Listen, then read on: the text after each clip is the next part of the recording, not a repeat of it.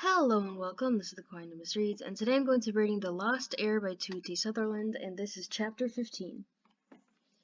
Queen Coral tried flashing some more questions at Tsunami, but finally she flapped her wings and pointed to the surface. Tsunami pressed the egg close to her chest and followed her mother, up and up and up, through winding tunnels and cavernous palace rooms, through emerald-studded coral and pearl-laced curtains of golden seagrass. They swam to the top of the palace, where a guard stood watch over a view for miles underwater.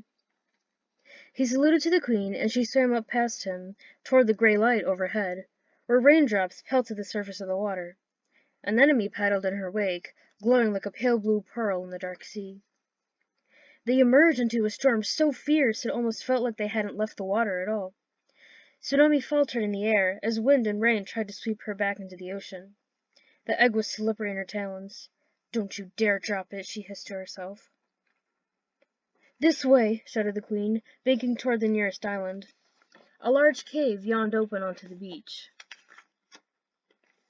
Rough, dirty, and muddy, it was still the driest spot they could see. The three of them huddled into its shelter. "What do you think you're doing?" the queen demanded, as soon as Tsunami's claws touched the ground. "Someone has to protect this egg," Tsunami said. "It's not safe in the hatchery." "It'll be safe in the hatchery if I put all my guards on it," Queen Coral fumed. Tsunami shook her head. "Haven't you tried that before? Has it ever worked?" She paused and glanced at her sister. "What did you do for an enemy?" The queen shook out her wings. "I slept by the egg myself for the entire year," she said. "You did?" an enemy said. Rain dripped off her tiny little wings into puddles around her feet. "I barely left the hatchery. I left Gil around the wall for me, but that's how I lost him." Coral's voice caught and she frowned. "I can't neglect my duties as queen now that he's gone." "So let me do this," Tsunami said. "Let me protect this egg." "But you have to stay in the hatchery," the queen insisted. "It must be kept warm, especially right before hatching." Tsunami glanced down at the egg. She didn't trust the hatchery. Anyone could sneak in to attack both Tsunami and the egg, especially if there's a secret entrance. Besides, she couldn't stay in the deep palace. She had to go back and check on her friends. "I have a better idea," she said. "Trust me, I'll take it back to the summer palace." "The summer palace!" the queen flared her wings. "No, you don't want to do that in this weather. It gets terribly flooded there during a storm. Better to wait out the rain here at the deep palace, where you'll hardly notice it's happening." "Flooded?" Tsunami echoed. "Do you mean the caves and the beaches where my friends are?" "Oh," Queen Coral waved her claws dismissively.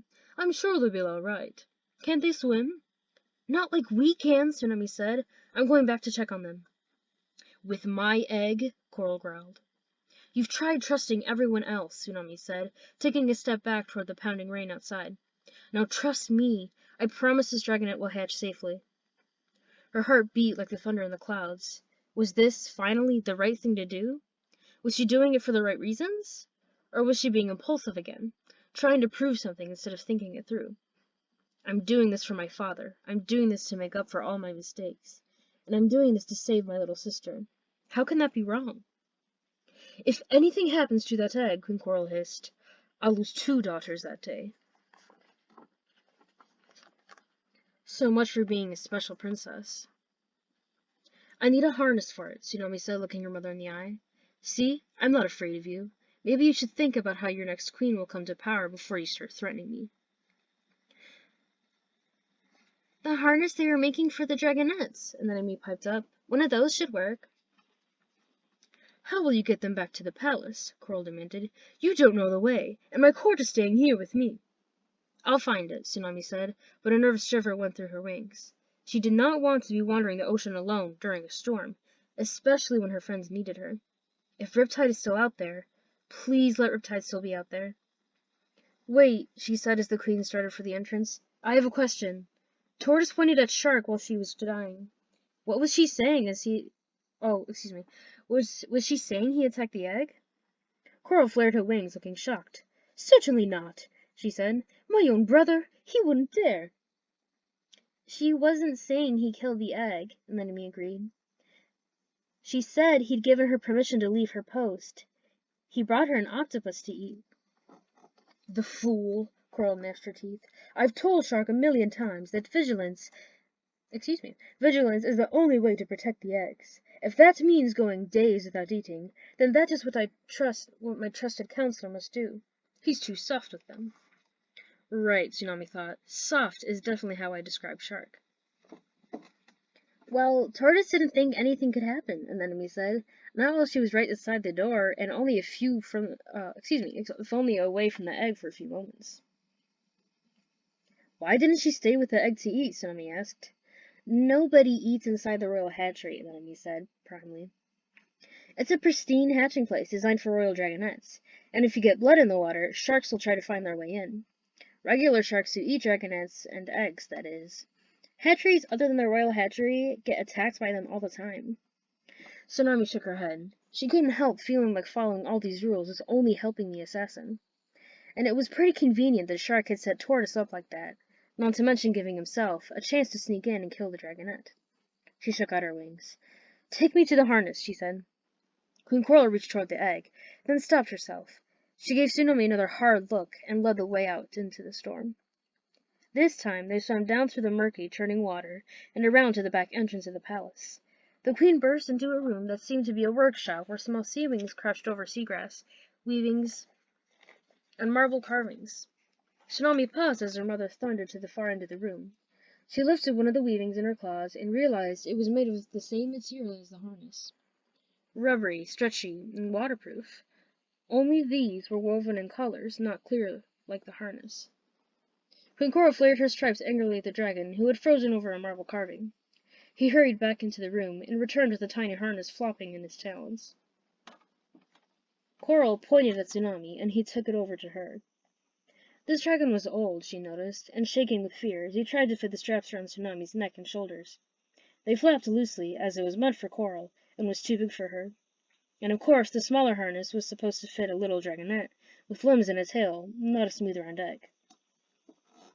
The old dragon gestured helplessly at the harness, and Queen Coral poked it, growling a steam of bubbles. The queen yanked Anemone closer and pointed at the harness, flashing some of the royal stripes in her wings. Anemone hesitated, then reached out unhappily and touched the harness. To Tsunami's astonishment, the straps around her shoulders suddenly shrank until they fit perfectly.